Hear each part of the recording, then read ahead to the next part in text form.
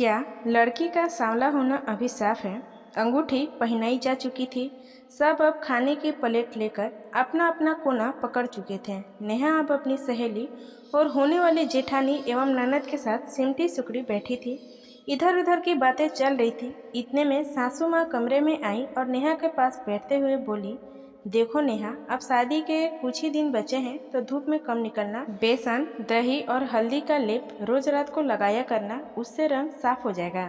नेहा ने हाँ में सिर हिला दिया। अब जेठानी चहकते हुए बताने लगी, हाँ, नींबू और टमाटर का रस लगाओ तो रंग साफ हो जाएगा। देवर जी को गोरी चिट्टी लड़कियां पसंद है मेरी जैसी। और खिलखिलाकर हंस पड़ी। फिर माहौल हल्का हो गया। खैर, धीरे धीरे करके शादी के दिन नज़दीक आने लगे। जब तक ससुराल से फ़ोन आता तो घर में रहने, ऑफिस से जल्दी आने एवं धूप में कम निकलने की हिदायत मिलने लगी। आकाश भी जब फ़ोन करता तो अधिकतर उसके सावलेपन को लेकर छेड़ दिया करता था, तो कभी कभी सीरियस होकर कहता, नेहा, मुझे तुम्हारे सावलेपन से कोई शिकायत नहीं, मगर मम्मी का अरमान है कि बहू उनकी मिल्की बेटी हो। अब भाभी तो है, तुम थोड़ी सावली हो, तो वो जो टिप्स देती हैं मान लो ना, आखिर खूबसूरत तो तुम ही दिखोगी।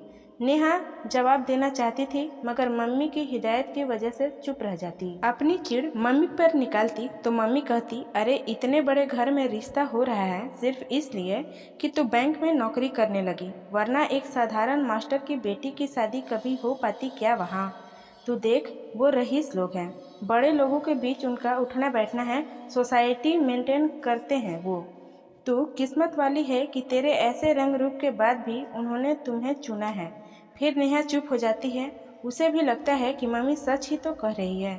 सोचती है कि बदलते वक्त के साथ सब ठीक हो जाएगा, लेकिन जैसे जैसे दिन नज़दीक आने लगे, सासू माँ और आकाश का प्रेशर बढ़ने लगा।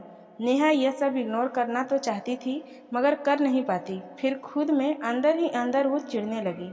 जो रंग खिलना चाहता था उपरन लगने के बाद, वो और मुरझाने लगा। शादी से एक सप्ताह पहले आकाश का जन्मदिन था। आकाश ने पार्टी में नेहा को भी बुलाया था। सासू माँ ने पहले ही फ़ोन कर समझा दिया था कि पार्लर होती हुई पार्टी में आए। माँ ने भी भाई के साथ पार्लर भेज दिया। नेहा जब पार्टी में भाई के साथ पहुंची तो उसे देखते ही सासू माँ लाल पीला होने लगी।